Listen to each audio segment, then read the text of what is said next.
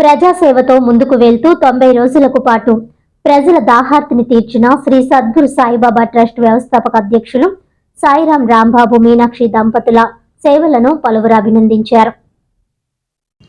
ఈ సందర్భంగా ట్రస్టీ వ్యవస్థాపక అధ్యక్షులు సాయిరాం రాంబాబు మాట్లాడుతూ, మా గురువులు మామిడిపల్లి రామారావు లక్ష్మి దంపతుల ఆశీస్సులతో 13వ సంవత్సరం శ్రీ సద్గురు సాయిబాబా ట్రస్ట్ ద్వారా అనేక సేవలు చేస్తున్నామని, గత 3 నెలలుగా 90 రోజుల పాటు మజ్జిగ, చల్లటి మంచినీళ్లు, లస్సీల చలివేంద్రాన్ని ఏర్పాటు చేశామని తెలిపారు.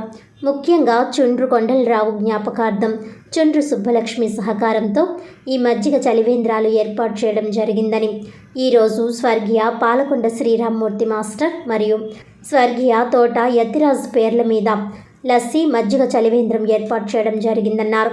ఆఖరి రోజు వరకు ప్రతిరోజు ప్రజలకు ఎటువంటి ఆటంకాలు లేకుండా వారికి దాహార్తిని తీరుస్తున్నామని తెలిపారు. ఇందుకు సహకరించిన ప్రతి ఒక్కరికి పేరు పేరున కృతజ్ఞతలు తెలిపారు. ఓం శ్రీ సాయిరామ్ అండి, అందరికీ నమస్కారాలండి. మా గురుదేవులు మామిడిపల్లి రామారావు గారు లక్ష్మి గారు ఆశీర్వచనంతో గత 13 సంవత్సరాలుగా చలివేంద్రాల్లో సేవా కార్యక్రమాలు చేయగలుగుతున్నాం.